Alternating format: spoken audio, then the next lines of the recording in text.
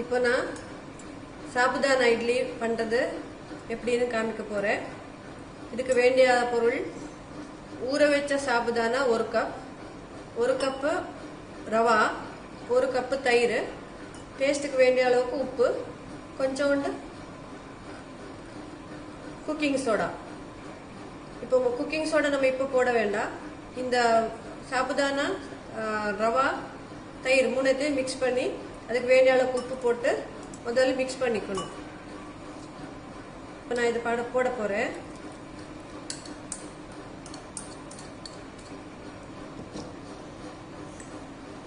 புளிப்பான தயிர் இருந்தால் இட்லி கொஞ்சம் வெள்ளையாக சாஃப்டாக வரும். அதுக்கேற்ற மாதிரி நீங்கள் தயிர் முதல்ல கொஞ்சம் வெளியே வச்சுட்டு வேணால் புளிப்பாக்கிடுங்க.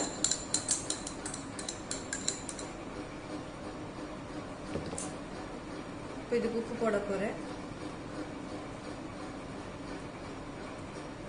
இந்த மூணுத்தையும் மிக்ஸ் பண்ணி பார்க்கலாம்.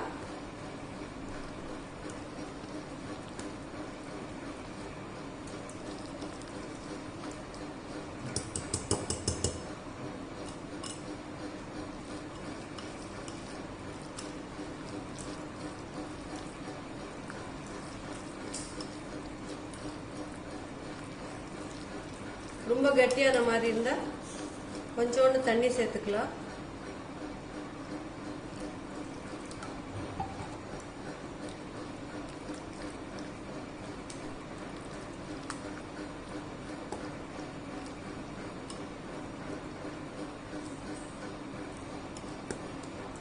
இந்த மாதிரி மிக்ஸ் பண்ணிட்டு ஒரு 15 மினிட்ஸ் அப்படியே 10 to 15 மினிட்ஸ் அப்படியே ஊற வச்சிடுங்க.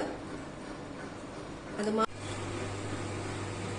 இப்போ 15 மினிட்ஸ் ஆயிடுச்சு. இப்போ மாவு எப்படி இருக்குன்னு பார்க்கலாம்.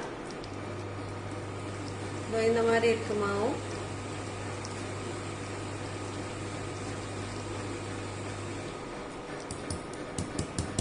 வேணும்னா கொஞ்சோண்டு தண்ணி போட்டு இப்போ நம்ம இட்லி போட போகிறோம். போட போகிற டைமில் இட்லி குக்கர் அடுப்பில் வச்சுட்டு குக்கர் இப்படி அடுப்பில் வச்சுட்டு ரெடி பண்ணிவிட்டு அப்புறம் இந்த மாவில் கொஞ்சோண்டு இந்த சோடா மாவு மிக்ஸ் பண்ணிவிட்டு குக்கிங் சோடா கொஞ்சோண்டு மிக்ஸ் பண்ணிவிட்டு அதுக்கு மேலே கொஞ்சம் தண்ணி ஊற்றணும், அது ஆக்டிவ் ஆகிறதுக்கு. அப்புறம் இதை நல்லா இப்படி மிக்ஸ் பண்ணி,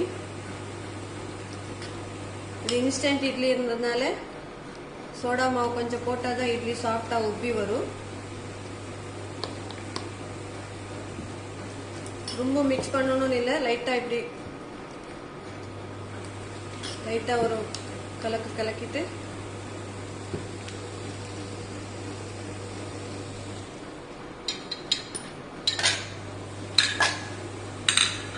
இட்லி தட்டில் போட போகிறேன். இது இந்த மாதிரி பிளெயினாகவும் போட்டுக்கலாம், இல்லை நீங்கள் விருப்பப்பட்டால் கேரட், கொத்தமல்லி எல்லாம் கட் பண்ணி போட்டு இந்த மாதிரி கூட பண்ணலாம். இல்லைன்னா தாளிச்சு கொட்டிட்டு மசாலா இட்லி மாதிரி கூட பண்ணலாம்.